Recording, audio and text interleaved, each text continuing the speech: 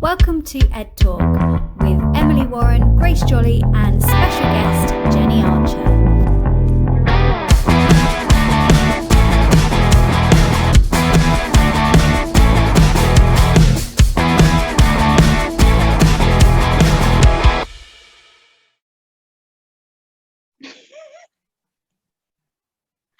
Hi everybody, and welcome to our first episode of Ed Talk. You're going to have to excuse us for any mistakes that we may make. I don't know, I'm hoping 3 educators are not going to swear during a conversation, but you never know. It's quite a relaxed atmosphere. I have my cup of tea ready to have a little chit chat. I don't know what you guys have got. Being very sensible with squash. Yeah. Oh, nice. No, I've got my cup of tea. Water. Very good. Very good.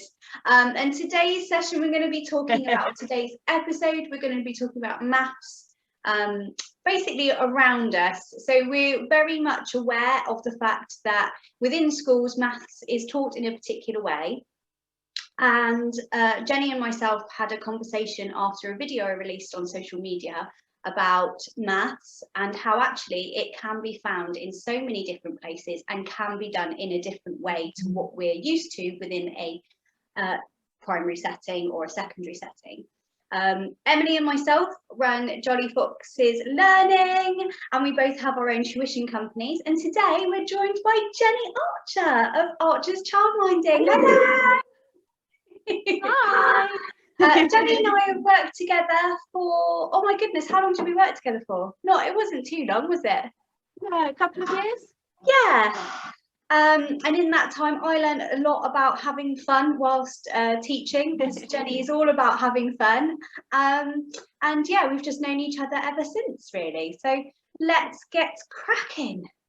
So Jenny, if you want to tell the audience a little bit about you, what you do, where you are, and we'll go from there. Okay, so I'm Jenny and I run Archer's Childminding in a tiny little village in Devon near Kentisbeare. We're surrounded by fields and cows, so it's not too busy here. We have loads of fun every day. I have children from 9 months old up to 5 years old, so I kind of see them on their kind of little life journey, really, from learning to talk and walk and crawl and all those things, all the way up to them going into school. So I want to give them the best self-confidence that they can have and feel like they are really worth everything that they're worth before going into school, because I just sometimes feel that the education setting can kind of knock children's confidence if they're not quite ready to be there. So I just want to give them the best head start that I possibly can. I absolutely love this, because when we were working together, that's the one thing that I noticed most about you, that it was all about actually that individual child and building that confidence. And that's exactly what myself and Emilie do within our own tuition companies. It's all about, and we feel exactly the same as you, that it's all about that confidence, and that seems to be missed when they go into school. It's not about that individual child anymore. It's about it's almost like, I mean, obviously you can stop me if you think I'm wrong, but it's almost like a statistic. Yeah. They become a number within a classroom, and that sort of self-confidence is lost. And by the time like you quite rightly have them like at the start of their journey, which is fabulous, and then we tend to see them when they're at that point where they've lost that confidence and they're too afraid to, you know, answer questions, or they're too afraid to, I don't know, get something wrong, and that's really sad. It's taken for granted, isn't it? I think teachers and schools kind of forget that actually that it can be quite a stressful environment for them, and I think teachers and schools, you know, do work their hardest to make sure that children enjoy school, but I think that confidence side does get missed a little bit, particularly then thinking about maths. And you know, lots of children have this fear of math because it becomes this really big thing, and it's all about tests and exams, and will I be able to answer the maths paper, and so we see them at that journey, and then of course there's SATs and 11 plus, and it all becomes quite sort of stressful. So I love what you're saying about, you know, in those early stages, making it really fun and building their confidence is, you know, is amazing. Yeah, absolutely amazing. My niece is about to go to school next week, and I'm like, oh, you know, so I feel like it would probably be a teary moment, but really exciting all at the same time. And they make that jump into school, isn't it? In their little uniform, ready to go. Yeah. Yeah, and if they feel good about themselves at that point, and they feel like they've, you know, that they've got those building blocks already that we've given them from a very young age, and they feel like it's not all such a shock when they hear, you know, oh, we're going to do counting, or we're going to do, you know, shapes, or we're going to do that, they've got all those skills already, they feel confident to give it a go then, rather than it being a huge shock. But it's all about, and it's really tricky, because what you're saying about teachers working hard, they really do work hard. They're just under such a lot of pressure themselves to get those boxes ticked, and I think that's where the system, to me, that's what's wrong with the system, that the teachers are put under so much pressure that they can't give them that much fun. So I just think if all of us outside of that system can kind of help feed in, you know, and just give them those little bits of excitement, it's just going to smooth their journey, I think. So I mean, and that's why me and Grace ultimately left teaching, because it became a tick boxing process of just data and planning and paperwork and marking, and I was like, oh, I'm not really giving the children the best that I can give them. I'm not really teaching them. I'm just sort of presenting information and kind of hoping they might get it. Because you know, the pressure is so great to do these particular things. You know, what Ofsted want to see, what the school want to see, or the academy, or whatever it is. You know, it's such a big role, I think, for teachers now. It's not possible to do it all of the time. You have to sacrifice the fun and the creativity in order to get that tick boxing, particularly in maths, because the curriculum in maths is so big now. I found that I was rushing through some things, and you're trying to sort of cram it in other parts of the day, and then the fun and creativity in maths does definitely get lost. And I think a lot of schools are going back to worksheets and workbooks now. I've seen a bit of a trend. They're really moving back towards buying schemes, using workbooks, just so they can make sure they cover everything, which, you know, I get, but then does it cover it? Does it actually cover it? It covers it for the teacher and for the look, we've covered it, but does it actually give it to the children? I don't think it does. If they need to be doing it, they need to do maths needs to be done, not written and forced. You know, you can't force someone to do something, you know. And that's where the fear comes from. And I think we were all taught like that. The parents of all these children were taught like that. So you hear so many parents of children saying, oh no, I can't teach them maths. And if the children hear that, they think, oh, well, if my mum can't do maths, or my dad or my big brother hates maths, obviously maths is awful, so I don't want to do it either. And then it just gets fed on and fed on and fed on. So we need to make maths fun. We need to get this fun maths ball rolling so that everybody loves maths from now on. Exactly. I love this. I know, I do feel really interesting points that you made. Like it's a factory as well for teachers. Like you both like noted it. Like when I went in, I was this like really like, you know, I was really happy about wanting to change the world. Like that was the whole idea. I mean, that is still the idea. But when I went into teaching, I thought, you know, I could go in there and I could show children that, you know, learning is fun. Like when we used to do our work together, Jenny, as like TAs, like we had so much fun with the group we had. It was lush. You know, we'd take them on trips, and absolutely loved it. And the enjoyment that the kids got out of learning then fed on to everything else, and that helped them with their progress, and it was just amazing. And then when you get into the teaching side of things, you come out of university, have all these lovely ideas, and then suddenly they go, well, actually, you need to make sure they made this amount of progress, you need this points, this, and you're going home thinking about it, you're taking it on, and like you say, you're marking till 2 o'clock in the morning, and then you're thinking, I've got to now think of something really like great for the Ofsted inspector to see, and they need to make sure, I need to make sure, and then you think, oh my goodness, the children are nowhere in this equation. Like, where is that?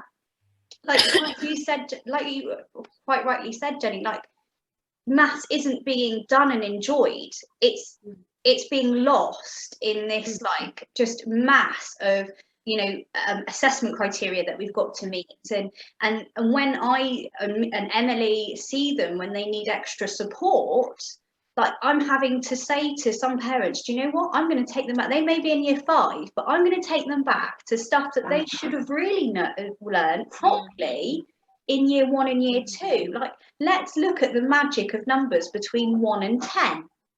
Like, once you know those amazing numbers, it's unbelievable. But because we don't spend the time, like you say, like looking at where maths is around us, like what we can do with maths, how magical it is actually, in fact, that it's yeah. So that's where I am with it. Yeah, there was I won't name it, but there was I did teach in a school for a while where there was quite a good balance. So on a positive note, that I could see how this could work, but unfortunately then it gets lost again in the whole Ofsted criteria. But I taught mostly in Key Stage 1, and the maths was going into that deeper level. So we did spend 3 weeks looking at numbers 1 to 10. Amazing. So that element of it was brilliant. Like, right, we really need to hone in on those skills that they need in order to progress in maths. I think that's brilliant. But I noted you said, Jenny, actually it should be fun and hands-on. I still think that's missing, even from that amazing approach of a mastery level. We're going deeper, we're going to really take our time. I loved all of that, but there was still not enough practical, particularly in year 1 and 2. They need to do it. They need to have a shop with money, or they need to have a real world context for shape and pattern, not just look at this screen, there's a cool picture with it showing someone doing something in a shop and now we're going to learn about money. I think there should be a whole lot more practice, because I think that's done really well in some of the early years settings, and then you get into Key Stage 1 and it's like, right, back to worksheets, get on with it. But even further than that, I think as older children, I think suddenly I can't remember which school I was in, but I just remember, I think it was in year 3 class, and they said, oh no, we're not going to use cubes, or we're not going to use this, or we're not going to. I said, why? But why wouldn't you? If you've got a visual learner in front of you, or you've got someone that needs to physically do something in order to learn it, then why would you not? Because cubes are not for that year group. Well, they're seen as being babyish, or that's what they use in the younger classes. But also, why don't we have role play in the older classes? Why don't we have why do we suddenly get to a certain age and it's like, oh no, we don't play anymore, we're too old to play? No, we're not. I still play all the time and I love it, and I'm 41. We don't. Why do we stop playing? Playing is how we learn so much when we're relaxed and we're just enjoying ourselves, and we're being who we want to be when we play, aren't we? This is why I'm in theatre all the time, because I love being someone else. It's amazing. And we learn so much about the world and about people and about everything that's around us. We shouldn't stop children playing. They should still be playing in secondary school if they want to. It's about. In a school I was in, when I very first started teaching, it was very much like, you need to have a role play corner, at least, at a minimum, even in year 6. It was like, you need to have some sort of play zone, whatever you want to call it. And I was so down with that. And do you know what? The kids always used it. They always went in there. And then I went into some other schools, and gradually over time, like you said, they were taken away. Ofsted didn't want to see that. Schools don't want to see that. You need to be sat down in this very regimented fashion. You're doing your maths in front of your workbook. You're displaying this amazing written criteria of long division, or whatever it is. But can they use that in the real world? No, and actually if they'd had a role play corner and you'd set up some examples, much like you would in an early year setting, they will be able to demonstrate it. But I think it's sad that that play element and that practical element has really been taken away. Out, isn't it? Or like we were saying, Grace, with the cubes, I often see people go, I hate to say it, but people are like, for special needs children, they use the cubes, and you're like, it's not that's making it a like a derogatory thing, like, you know, that but like all children should, you know, be able to demonstrate counting in like 100 different ways. So if they can do that with cubes and they need that to help them, why not are they allowed to do that? It drives me mad. I still count on my fingers. You know, maths doesn't come easily to me. I completely understand how people find, you know, maths difficult, because it is really difficult. But if it's made fun, then people want to learn it, don't they? You know, like we sing and dance all the time in my setting, which I'm sure you probably don't find that surprising, but you know, and there's so many songs, and obviously I work with the really young children, so many nursery rhymes are to do with counting, you know, and you can then lead activities on from the song, you know, and drawing, and big drawings all over the floor. My patio outside, I'm pointing to it, you obviously can't see it, my patio outside is covered in huge circles with numbers in them that the kids have been making their own hopscotches this week. And then because they'd drawn circles around the numbers, we then did a whole couple of days on circles, and every time we went outside they all ran off to find something that was a circle, and they brought it back down, put all the circles on the patio, they ordered them. I've got the biggest circle and I've got the smallest circle, you know, and it was just all coming out of them without me saying we're learning about circles and shapes and sizes today. They did that themselves because I was just allowing them to develop, you know, something that we'd done in the beginning of the week, and we just took it further and further and further. And so I don't plan in my setting, I don't ever write down and say, this week we're going to learn blah, blah, blah, blah, and we're going to do that by this, this and this. It's all child-led. So if an aeroplane flies across the garden and the children are interested in that aeroplane, that's what we will then talk about at that moment. Well, I can't predict that that's going to happen. I can't write, we're going to learn about an aeroplane today, because I don't know what the schedule is for Flybe, do I? No, so it's all about what sparks them at the time. And because I'm their childminder and not a parent, I've got all the time in my whole day when they're there to just be on it. As soon as they're interested in it, that's what we're talking about. I haven't got to go and pay a bill. I haven't got to go and send an email. I haven't got to do the washing up. You know, and as a parent, you have to do all those things as well as trying to be enthusiastic for your child. The lushness of my job is that I'm just there for them at every second that they need me. And that's what we do all day. So they learn all the time. But I don't ever tell them that's what we're doing. I don't say. You find that the maths just sort of, they don't realise they're doing maths. It just sort of starts to come out naturally. You might put, you know, 5 things out and you just go, well, let's just see what's going to happen today. And actually, you've already said shapes there, the circles, numbers start coming out. Do you find that actually maths comes out naturally quite a lot? And it's everywhere. We do loads of cooking. So baking, you know, they're weighing stuff, they're mixing stuff together. So they're seeing that, you know, this is a liquid that we're cooking now, and then all of a sudden it's solid, you know, so that's all sciencey linked in as well. You know, how many eggs do we need? Let's count the eggs, you know, which egg is the biggest, blah, blah, blah, blah, blah. And then it's, you know, there's just the weather, you know, the weather creates so much. So it's raining. Well, let's put some buckets outside and see how much rain we've got. Mm-hmm. Oh, now it's really cold. What's happened to the water? It's frozen, you know. So there's just all the time, there's things happening in the world that link in with maths, and you can just take that on and make them excited about it. So hopefully when they get to school and they're asked to measure something, they know what that means, because we've done, you know, we've all laid down on the floor, we've all drawn around each other, and then we've measured the drawing with rulers or with a piece of string, or, you know, whatever, but they understand what those words mean. There's so many words that come out at school, and if you've not heard them before, it's like us, isn't it? If we went into a brand new job and somebody gave us a load of jargon that we'd not heard of before, we'd be like, oh, I don't know what to do, I can't do it. And the natural human reaction is to shut off, isn't it? If we think we can't do something and it scares us, we're like, no, not doing it. So we need to try and open all those doors for those children by showing them that there's so much around us all the time that's linked with maths, and that maths isn't scary.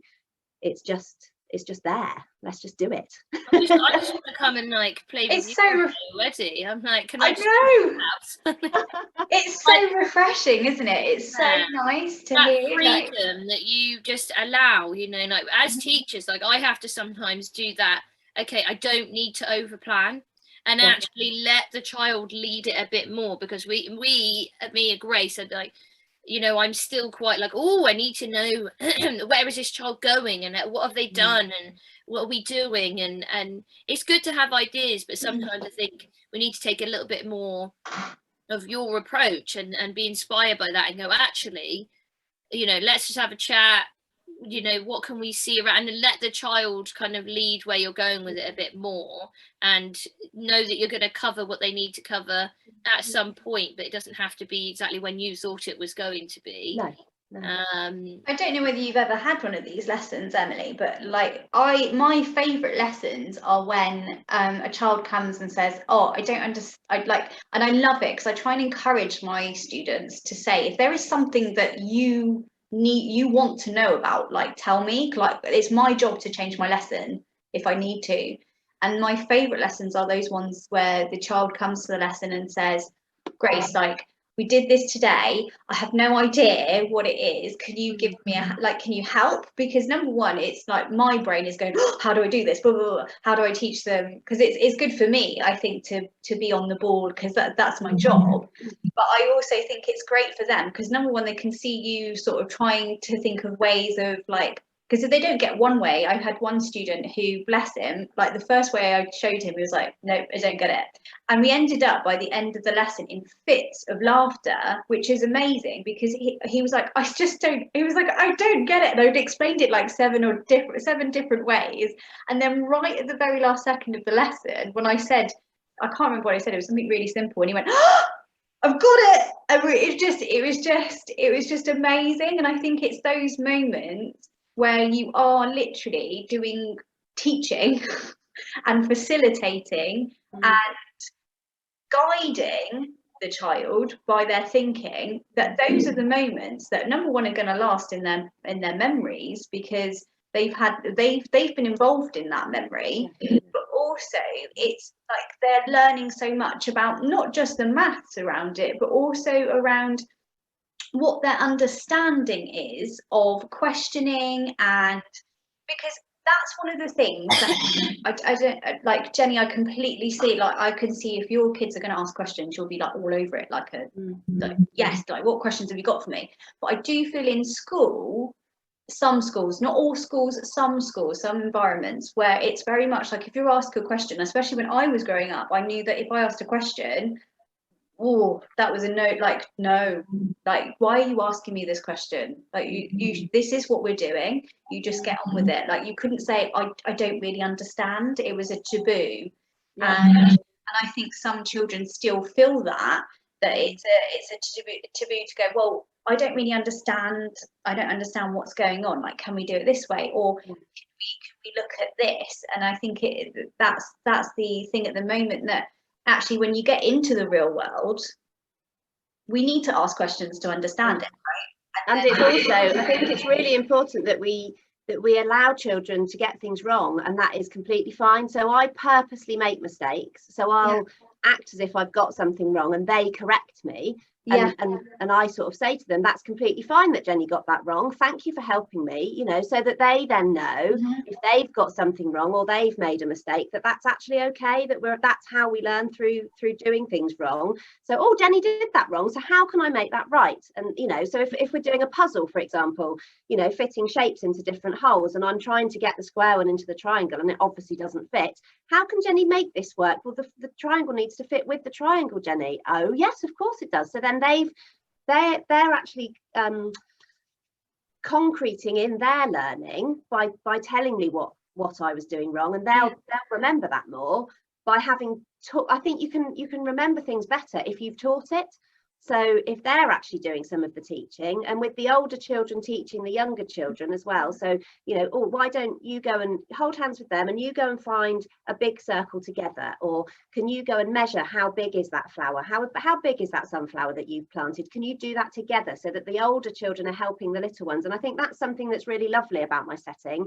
Obviously in schools you're all the same age, aren't you? You're not necessarily all learning at the same point, but they're all the same age, and it's really lovely for my older children, just before they start school, that they've actually had that chance to do some teaching themselves, because it really, it really makes them feel really good about themselves. So yeah, I had a mixed age class actually. My last class I had was years 1, 2 and 3 all in one, and it was really good. The year 3s were able to go and help the year 1s. I mean, it was massively helpful for me because I also didn't have a TA, it was just me. It was like your year 3s were your TAs. I love it. Like, they were my TAs. I was like, right, you crack on, and then you've got to go and help the year 1s. But actually, having that role of supporting, particularly in maths, because a lot of it is about explaining it, or actually they can do the method or find a big circle, but do they really know what that means? But by having to explain it, they will gather a better understanding of. But I think linking that practical element is so important. You keep saying, they go and find something, or they go and measure it, as well as what Grace is saying, that questioning is totally missing, and the ability to make mistakes, and this like non-practical element is just making maths so boring. I mean, I struggle with maths a lot myself. I recently did a test and it came out as actually having dyscalculia, and I think in school I struggled massively with maths. I was always told I was really bad at maths and I couldn't do it, but it wasn't practical, and I wasn't allowed to ask questions, and you're not really meant to make a mistake in maths because there's only one way. Particularly with things like written methods, when they get into that, the A plus B equals C, on a really basic level, and if you're like, I don't get that, you're not allowed to kind of get it wrong. But it's like, but there's so much more around that deeper understanding of, if they got a circle and a triangle together, what shape would that make? That is A plus B, but what's the C going to be? Try and give them some real world practical examples rather than just learning a method and you can't make a mistake.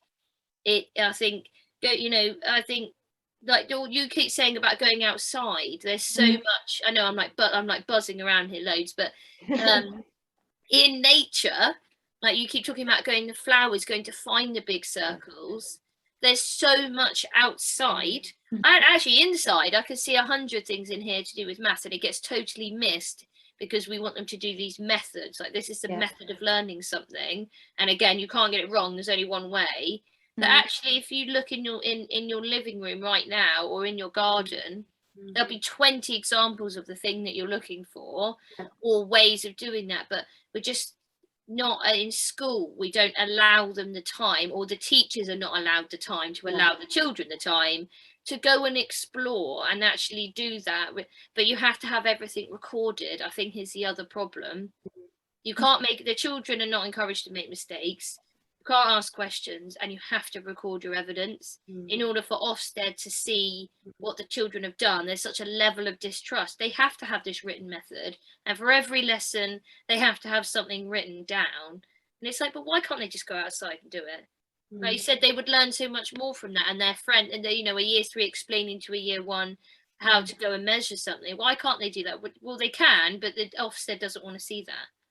And wouldn't it be wonderful if, like, as part of the year 5, 6 maths classes, if they could be taught something and learn something, and then to show that they've really learnt it, put them in a year 4 class, give them a child each and get them to teach the lesson. That's going to show the year 4s that this is where we're going, this is how we're going to learn, and it gives those year 5, 6s a really good sense of importance, and it shows the teacher that they've learnt it. It's like such a simple way, rather than testing them all the time and getting them to write it down and making everyone feel so frightened of it. Actually get them to practically show you that they've learned what they're doing, and I think if they're given that responsibility, they're far more likely to take it in, because they're like, well, if I learn this, I can go and teach this to someone else, and doesn't that feel great? And I kind of try and instill that in my guys from a really young age, that it's brilliant to be a teacher, it's amazing to teach other people things, and let's share our learning with each other. Let's go and do something all together, and then when our friends come tomorrow that weren't here yesterday, what did we do yesterday, guys? Can you show them? And then they'll take them off and say, well, this is what we did yesterday, we drew a hopscotch, can you find number 6? And they're then showing the other children what they've done the day before, and it shows me that actually what I did yesterday did work. Because if they're like, well, I don't know what we did yesterday, Jenny, we didn't do anything yesterday, I'd be like, right, okay, so yesterday was not good. Thankfully that doesn't really happen, but it's a way that you can show that they've learned something by getting them to show you what they've learned. Does that make sense? I wish we could do more of that in school, don't you think, Grace? There's just so much around this, like, you've got to have evidence. You must have evidence in a book. It must be evidence in a book. Yeah. I just want to pick on something that Jenny said. Like, they remember the next day what they did. And I'm sure if there's any parents that listen to this will relate. So when I pick up my stepson from school, and actually the school that he's in is absolutely lovely, but when I pick him up, I say to him, what did you do today? I don't know. And that's literally at the end of the day. And I think that is partly because, number one, they literally just want to switch off from the intensity of the day. So actually they don't want to remember. Whereas if they've got an experience like Jenny, you're it sounds amazing. Honestly, I wish I lived closer now. But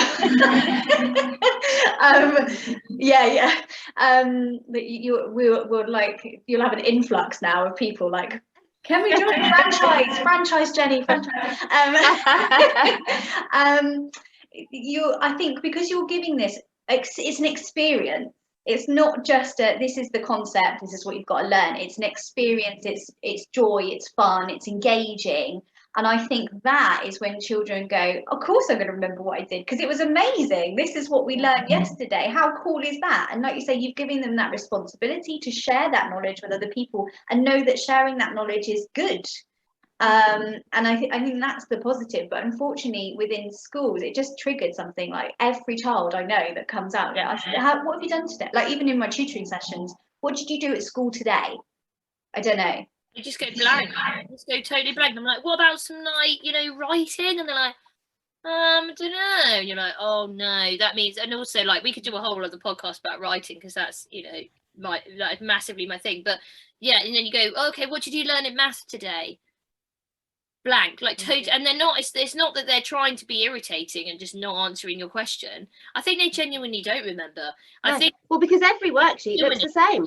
We did a worksheet. The worksheet had boxes on and I was meant to put something in it. It's not exciting, is it? If you do a worksheet, if somebody gave me a worksheet to do every day, I'd pull my hair out. Like, literally, what on earth are you giving me this worksheet for? I don't want to do it. I want to go outside and I want to run around. And like, if you ask them, like, some days they're like, yeah, I went on a trip. And they did something, or I went outside and I did something. And recently I put on a summer camp and it was for very young children, and they I made, at first I really wanted to kind of do that thing of like planning and what are we doing today, but after the first session I was like, no, we're just going to let them lead whatever. Like, there's just a rough outline of like the theme, but they just did whatever. And the stuff they come out with, and at the end of the day they were like gabbering to their mum and dad, and we did this, we did that, because it was all practical. It was all things that they could take away, that they made, they did with their hands. They went and found it, they did it, even if it was teacher led or adult guided. They practically did something. Whereas, like you say, if it's just a worksheet, if you think about it, to a child, every worksheet probably just looks exactly the same. It's exactly the same. It's exactly the same. Unless they've got the concept of what they're doing. And actually, you can have a child that's incredibly mathematical but struggles with reading, and actually then they're told that they can't do maths either, because actually they're struggling to read the questions and make sense of what the question is. If you actually did the question with them, they would probably be able to prove that they can give you the right answer.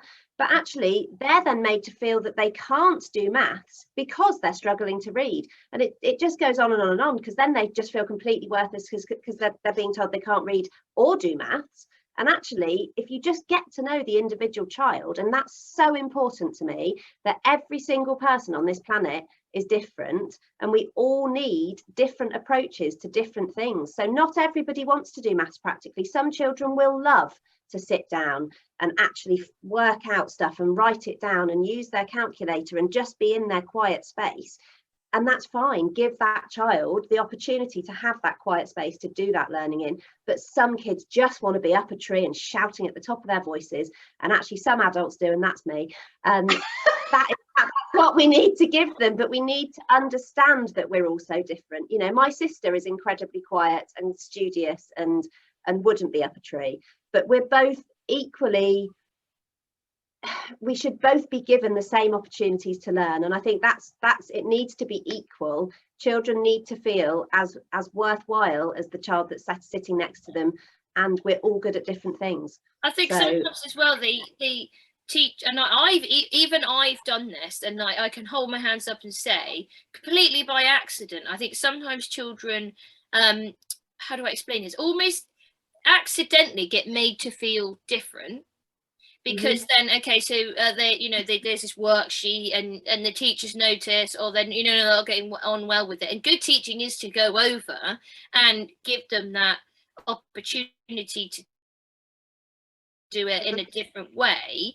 But because you've got 30 children, you can't kind of get round to all of them. So you do miss some that maybe can't read the worksheet. Then you go over to little Billy over here, and then you're like, right, so we're going to do something different. And then they're like, oh, but now I'm made to feel different because I'm not conforming. And then you're like, hang on, I've just accidentally created the opposite problem, because classrooms haven't quite got, aren't at a place where that difference in everybody is celebrated enough. I'm not saying schools don't do it at all, and as a teacher, I've really tried to encourage this, but just because of the schooling system and what the way it has to kind of be, particularly with such large classes, you sort of accidentally make them feel different, whereas really you're trying to help them. But actually I think if more children were allowed to just kind of do what they want, like you might have someone writing in a purple rainbow pen over here, and that child over there is doing it with cubes and that, but giving them the opportunity to say it, to be more independent and choose, actually, I'm going to go and get the cubes or whatever. But yeah, I don't know what you guys feel, but I feel like school is becoming more restricted, and that's less encouraged because they want to see everyone sitting down, being students, doing it. I think at the moment, I mean, Jenny, I guess I was going to actually ask this, because I'm sure there's going to be people that want to know.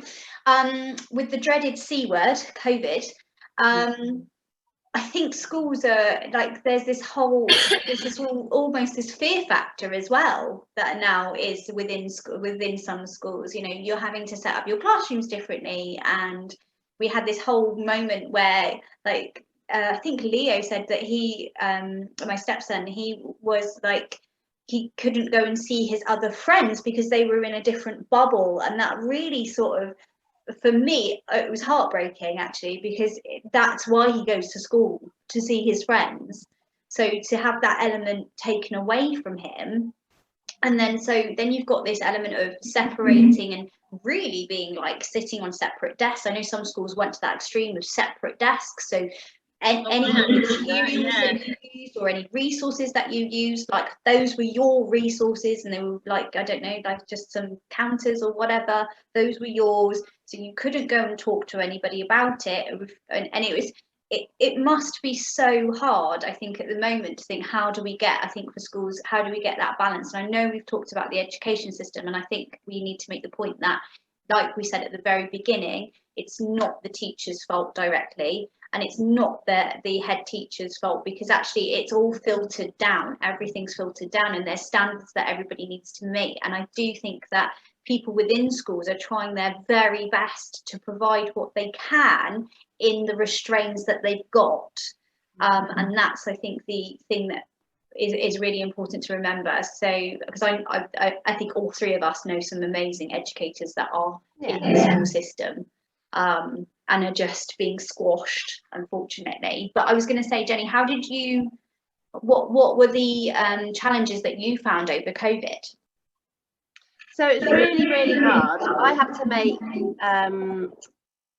to make the decision as to when I felt it was okay for my children to come back in, because it's in my house, it's in my home, and it's not just me, it's my partner and my son, and it was, so I had to make the choice.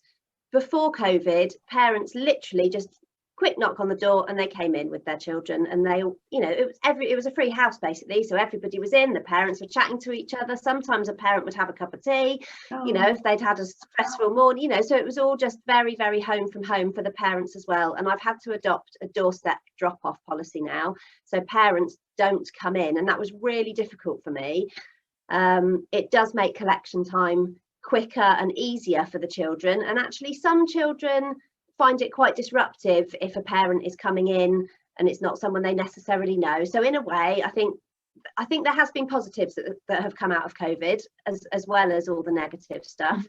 I had to say to parents, because I obviously can't sit my children on a separate desk, you know, they're 1 year old, 2 years old, 3 years old, they are still going to be running and hugging each other and licking my face and all those sorts of things, you know. So I had to say to parents, if you are sending your child back, you need to be prepared that we will not be socially distancing from each other, because I can't socially distance from a baby and make them feel comfortable. So I kind of put that decision onto the parents then, that I was feeling safe, that I was putting everything in place that I could. So daily the playroom is cleaned. Things like soft toys, if a child has chosen a soft toy to take to bed, that is put in the washing machine ready for the next day, so that, you know, so things that can be washed and cleaned are so. We spend so little time inside anyway that I actually felt my setting was probably one of the safest places to be, because we're just in the garden. And my God, I don't know, have you ever been here, Grace?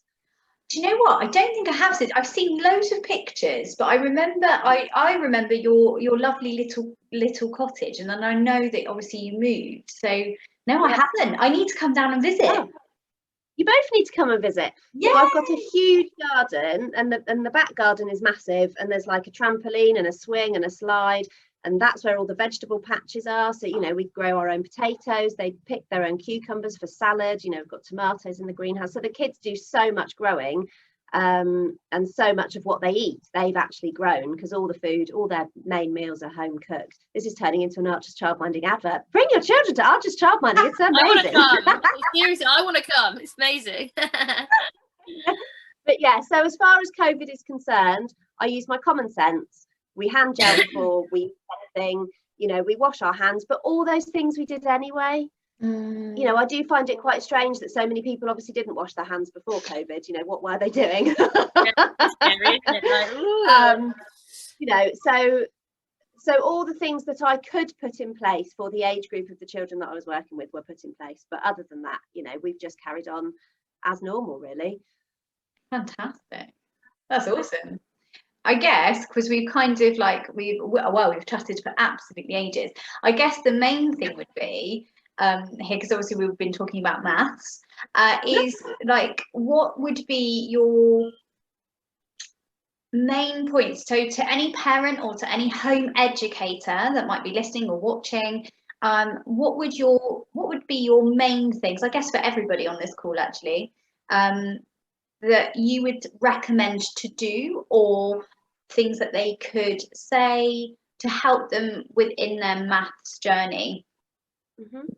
I think what I would say is never ever say anything negative about maths, even if you feel that you're personally, as a parent or an adult working with children, if you think you're rubbish at maths, please just try and keep that to yourself, because they so much feed from what their adults, what the people that they look up to, how they feel, they soak all of that in and they kind of take it on themselves. So don't be negative and don't be fearful. And if you're doing something in a positive way, if you're celebrating a square, or if you're making your body into a circle, become the circle, become the maths. It's literally everywhere. Celebrate maths, make it fun, and don't be fearful of it. And your child will grow up to have an enjoyment of a subject that is so often kind of just like masked as this really awful thing, you know. Oh my gosh, no, I can't do maths, it's awful. It isn't awful. It's just actually everyday living. We are doing it all the time. Try and just relax into it, and your child will do the same. Yeah, amazing. Yeah, love that. Thanks so much, Jenny. What would I say? I would say the biggest thing My biggest piece of advice about maths is link it to the real world, or to a practical context if you can. Even if they really like the written method, show them both, give them a real world example that actually means something to them, so they can see the point of maths. I think a lot of the time, a bit like you're saying, children actually just don't see the point of maths. They don't see how it relates to anything that they want to do. It doesn't relate to anything that's fun. They just see it as this boring, hard-working thing. Some children love it, and they love that really, written element. But for those that maybe struggle, I would say just right from really early age, make it practical, give them an example where they might actually see it or where they're going to use it, so then they can see the point of maths and actually enjoy it. Yeah, that's what I would say. Oh, that's awesome. Oh, I love these. It makes me smile. Yeah. And I guess my one would be celebrate mistakes. I always say to whenever my children make mistakes within my lessons, I celebrate. I do normally do a little dance and say, yes, your brain has thanked you. Because ultimately, as soon as you make a mistake, your brain is automatically trying to find ways in which they're not going to make that mistake again. And I think if we start saying to children that a mistake is bad, then they're already going to have that negative connotation around a mathematical concept. And that is where the whole negative mindset comes from when we get into schools. So I think starting from a very early age in any subject, not just maths, that actually mistakes are a good thing and that we can learn from them, because we do as adults.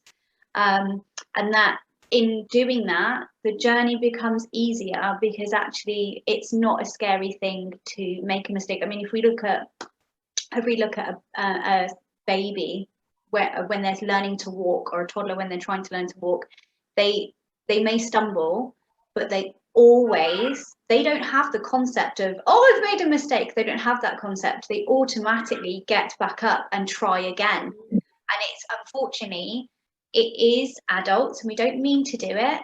And it's as soon as we start showing children that actually mistakes are bad, that they learn that. And actually what we should be doing is the reverse, and telling them, do you know what, make a mistake, that's fine, but use it as a learning opportunity. And it's good, like, what can we do now? Great, you've made a mistake, what can we do now that's going to help you? And it's our job as educators and facilitators to show them that it is okay to do that. So Jenny, I'm going to let you have the last word before we all log off and say goodbye for our Friday. But how would you like to finish? Well, I'd like to thank Jolley Boxes, both of you, for having me on here. It's been wonderful to chat to you both. Celebrate maths, celebrate life, celebrate each other, and celebrate yourself, because what you're doing for your child is amazing, and your child is learning from you. And just try and trust yourself in what you're doing, and be confident in what you're doing, and then your child will feel fantastic. That's amazing. What an amazing way to finish off our first episode. Thank you ever so much. That was awesome. Thanks so much. That was brilliant, guys. Really, really cool. Thank you.